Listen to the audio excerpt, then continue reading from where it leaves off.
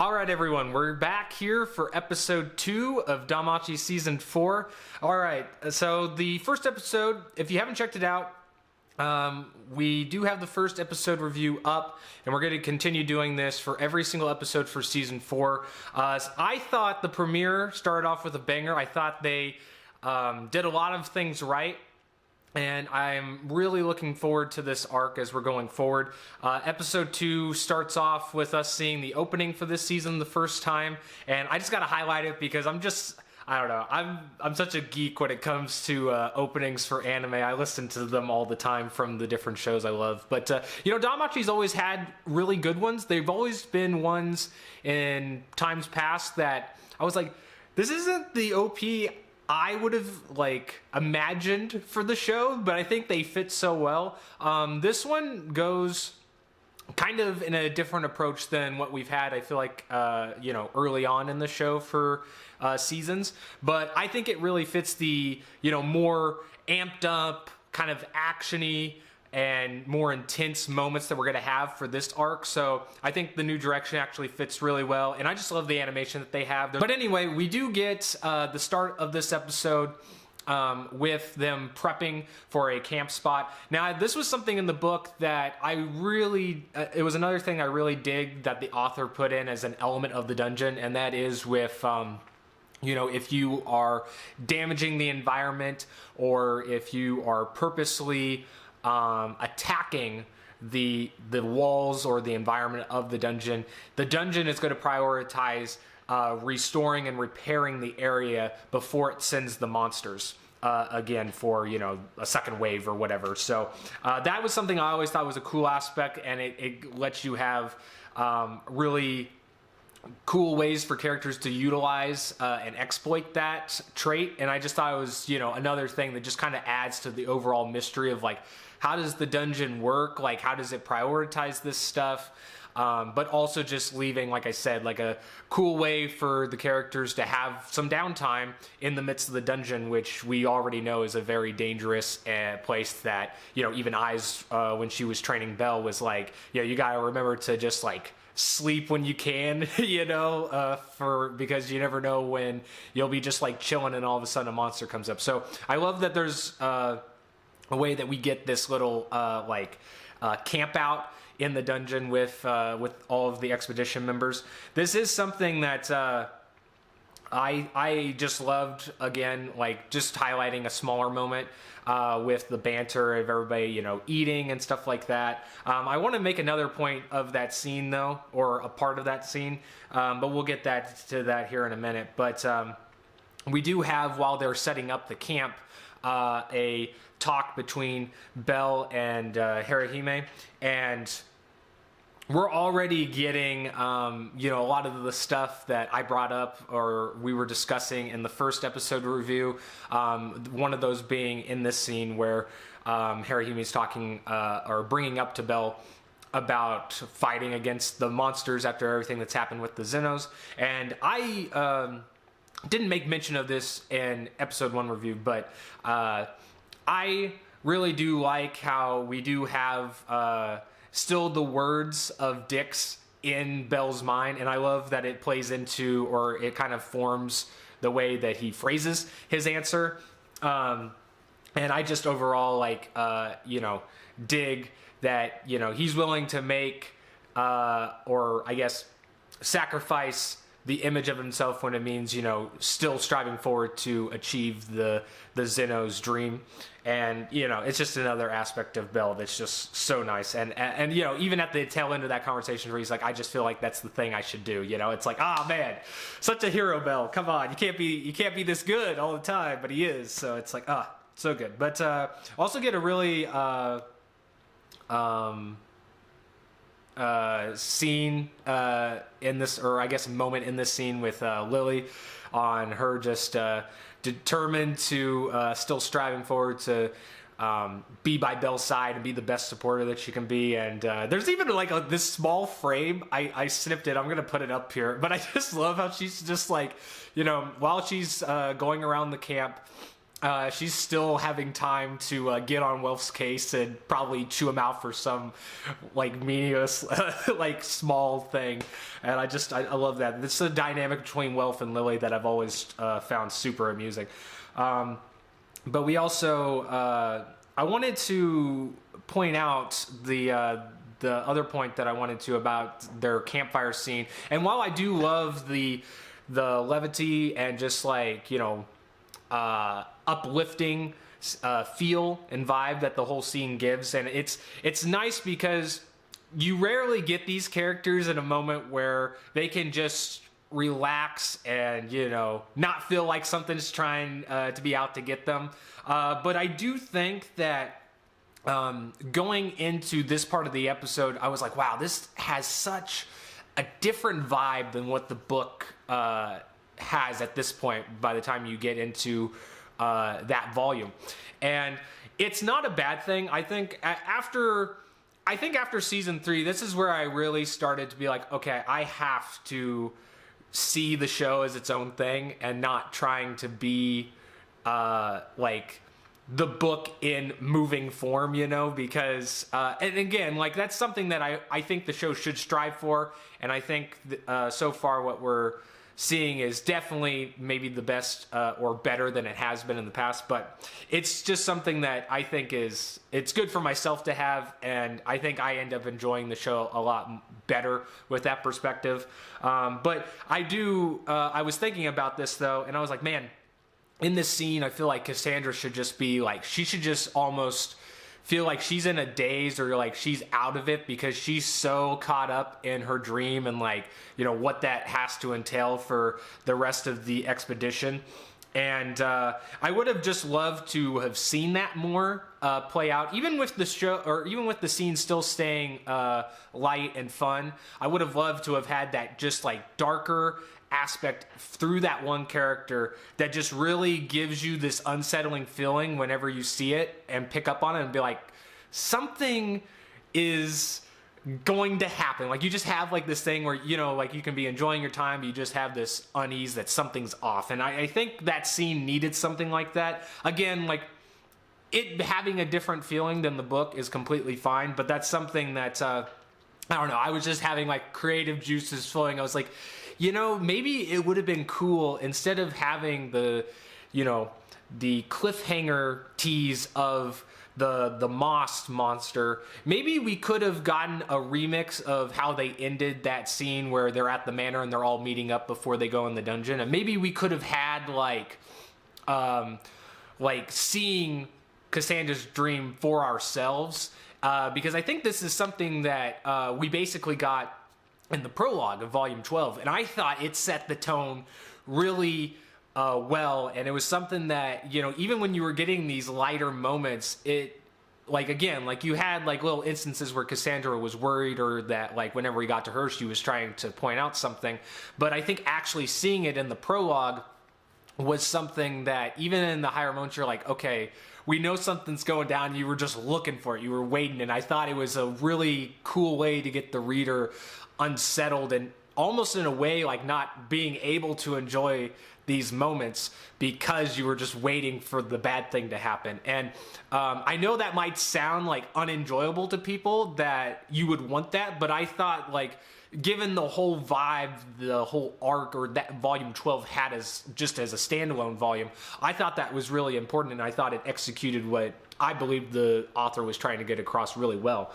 But you know, like I said, the show is doing its own thing. You have to remix things because of the format of the show. And even when we get another thing that's kind of along these lines, but with the, you know, a monster in the presence, we get a scene with Aina later in the episode where it just kind of abruptly cuts from or pauses what's going on in the dungeon to get to Aina. And it's just for information that, again, in my head, I'm like, you know, that's one thing I love about a book format, where you can have all of these things at the beginning before stuff goes off, and you can have these pieces that are setting up other things. So when you finally get to those points, you're just like, oh shoot, they've been hinting at this whole time. We're finally seeing it, and it just gives a sense of like, all of this was planned from the beginning. It wasn't shoehorned after, the author got to like chapter 3 and was like, oh yeah, we gotta have this, or this just came out. So I just loved the build up and the attention to detail in that way. But I understand that for the show, like, some things would have had to get cut in episode 1 to probably include that, or, it would have, changed episode 1 in a way that we wouldn't have gotten that. And I think this is a way where we can still get that important information early on before it happens, and still be effective. Now, granted, like, how effective it is will depend on each person. To me, having it stated and then shown like 5-ish, 8-ish minutes later, or maybe even earlier than that. I wasn't really timing it per se, but to me at least, it's like, okay, well, that almost like, I guess maybe it's just my brain is trained to how TV is formatted in that way, and so it's like, oh well, I know it's coming. Like, it's not as, you expect it sooner, right? Because it's, I don't know, just because it's displaced from the scene of them being in the dungeon, because we've had them in the dungeon since the beginning of the episode, and then just to have it pull away for a couple minutes to have the scene in the guild to go back to the dungeon, you're like, okay, well then sometime here soon we're gonna see that being paid off. And again, like, that's just how TV rolls. And I think, again, like, the way I wouldn't change episode 1, so I if we were gonna have that still, and I would have wanted to still have that scene, I'm glad it's in there.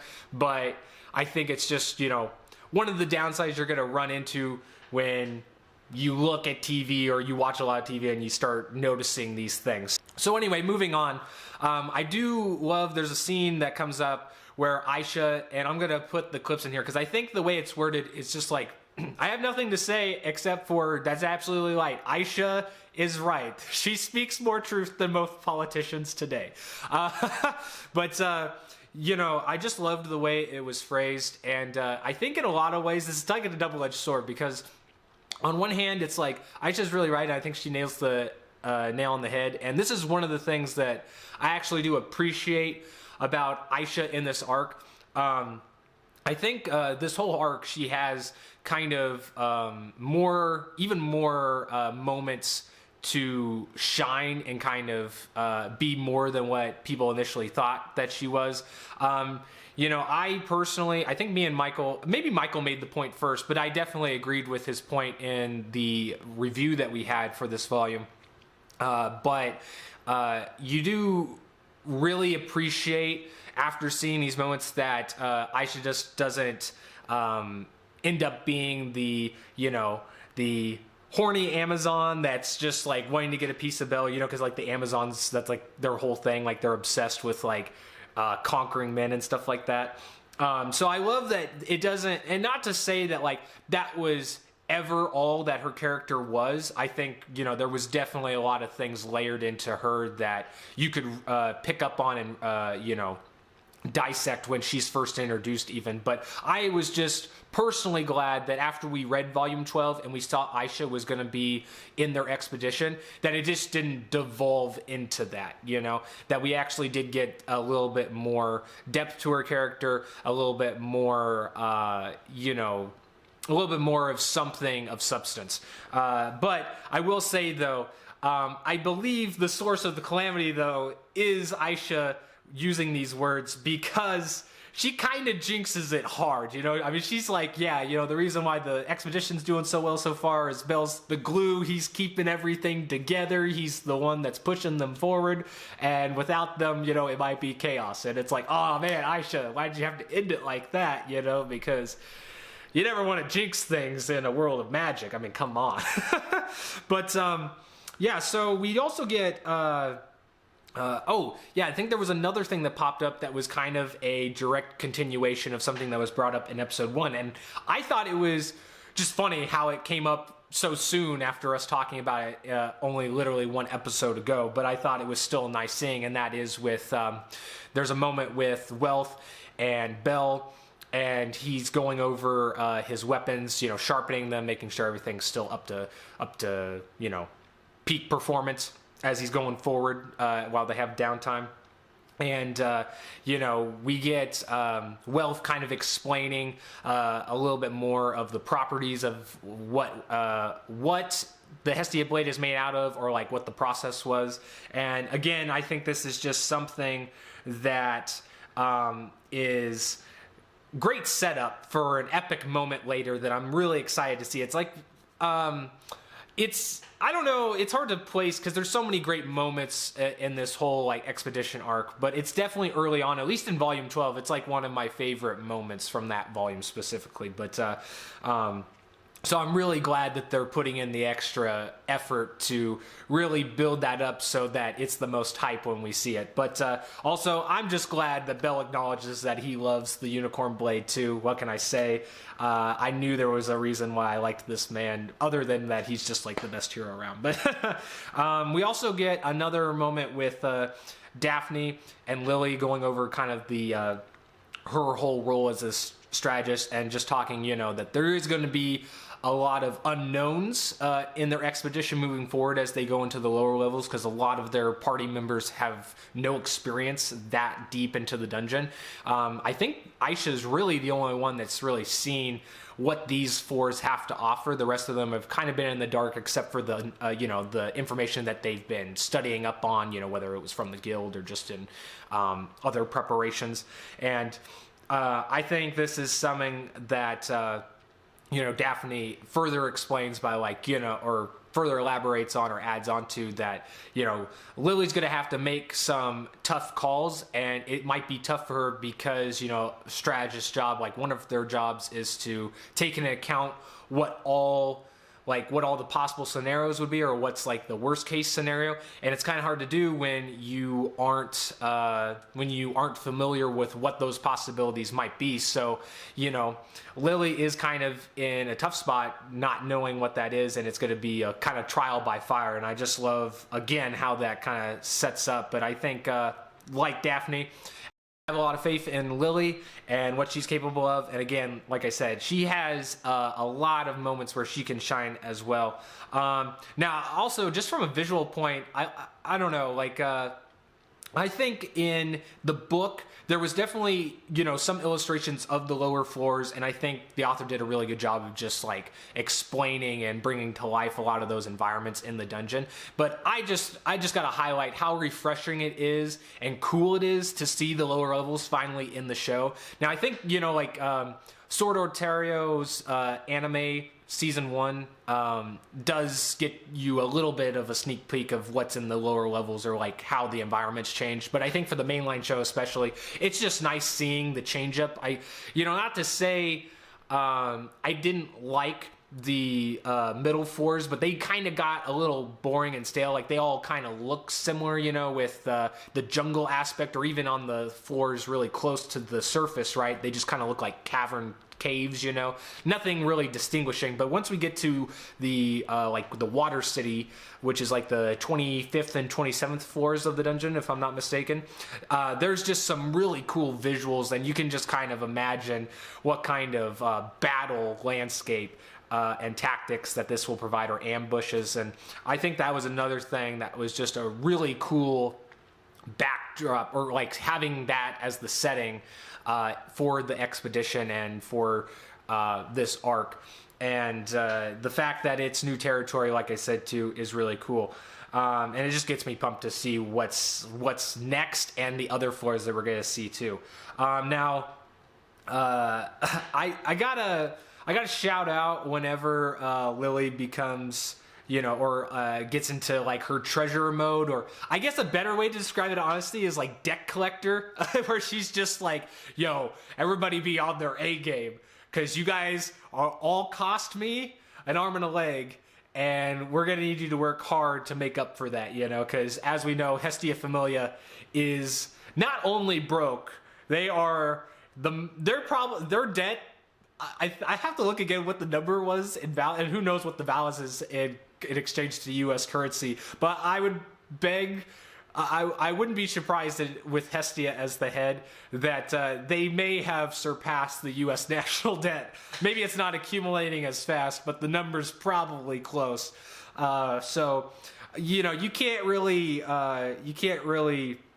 get mad at Lily for wanting to be the person that, you know, kind of motivates the others to, hey, like, that's going to be worth a lot. Let's get that. And it's also just something that I really, I just find funny about her character. And, you know, I was thinking about it watching that scene, but I was like, you know, honestly, this is probably like a trait of her character that's starting to rub off on Wealth as we look back on the episode 1 scene where he's telling Oka fat chance on getting a discount. So, you know, I guess you take that as you will, if that's a good thing or a bad habit rubbing off. But yeah, anyway, so we also get a scene where Harahime gets attacked, and it's a short little scene where, you know, Mikado and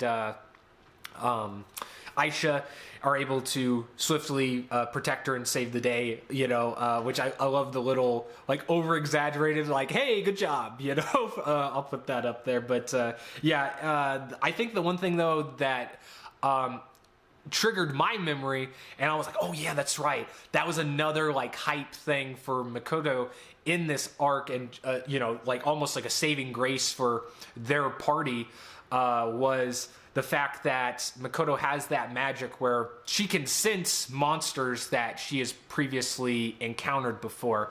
And not only is the expedition super great for that ability and what that will mean for future adventures into the dungeon, but I think it's also a very important aspect to remember while they're going through, because I don't think they've brought that up in this season, and I don't think they shouldn't have to, and honestly, because, like, the characters know, I mean, it would just be kind of unnecessary exposition dump to remind the viewer of that. I think it's just something that if you recall, or if you know, just look back on and then watch this, like if you were going on a binge or something, that's something that you probably may have forgotten, or you'll remember and be like, oh, that's awesome, or like, she's going to be like an MVP of this party with that ability, or at least being able to help in a much more useful way. We got some really great action scenes in this episode. I think this is something that's going to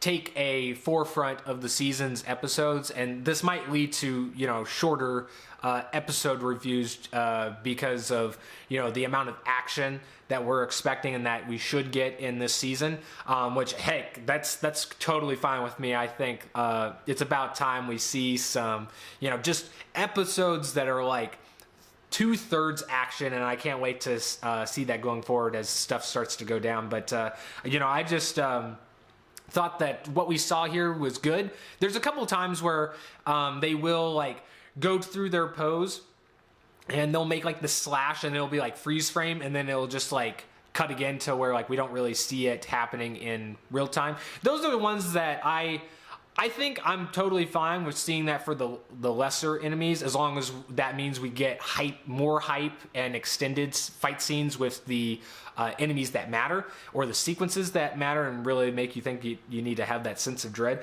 And I think that's a perfect example in this episode where, you know, while we're moving on and we're expecting them to run into monsters, obviously, because it's the dungeon, so we have scenes where they are taking out the few monsters that are coming into their path as they're making their way down to the floor that they need to be at. And I was totally cool with just having that. I think some people, you know, might be like, yo, like, why is it that, you know, every time like we're supposed to have an action scene, it like, that's almost like the fastest part of the episode. And I can understand that, but I think for me, totally fine, because then we get to the points where like you have the reveal of the moss monster, and we actually get a little bit of a scuffle between it and Belle, and it's like, oh yeah, this is animated really good. I'm really excited to just see this fight play out, because honestly, the moss monster is, I was thinking back about it while I was watching this episode. I was like, you know, after seeing Dix in like volume 10 and like the beginning of volume 11, I still think Dix is probably like one of the best antagonists Bell and like Hestia Familia has gone up against in the series. But if I was going to pick a second, I probably would actually go with the Moss Monster. I think it's its strategy, its calculated movements. I think that's all something that gave like Danmachi a new element. It's like, oh, we've never really seen any kind of thing that they've gone against really have like these hidden run tactics. It almost feels like, it's almost like the Predator, right? Where it's laying traps and it's, almost like toying with its prey. And I just thought that was a really cool, almost kind of like horror aspect to add to the series for a short section. Not to say we're not going to get any short of horror vibes throughout this arc, but that was a particular aspect of this enemy that I just really liked. But it was a nice way to end off the episode and have us, shaking in our boots on being like, oh crap, like they've already got 2 wounded people that they gotta like help support, and that's gonna take a lot of, it takes more energy to help a wounded ally than it is just like all your allies fighting enemies, right? So that's going to be something that I can't wait to see in the next episode. So with that, guys, I think we're going to end it off there. I'm trying not to make these super long because I know once they get past a certain length, it's just like, this episode came out like 3 weeks ago. I don't want to see, a 40-minute breakdown or like discussion of that episode that I'm already not, I'm past, like way past. So we're gonna close it off here, guys. But I'm really enjoying it so far, and I've been really having fun discussing it with you guys. So I can't wait to be back for episode 3. I think we do have at least one more episode or 2 before we're caught up. Once we get caught up, though, I'll just put this in here that we probably will be a day behind. It really just depends on the site that I'm using when they upload the episode, and then also I'll just naturally have to be a day behind because of my work schedule, but hopefully we won't be too far behind once we catch up on the current release of the episodes. But anyway, guys, until I see you on the next episode, all of you be good, have a great time, and as always, peace, addicts.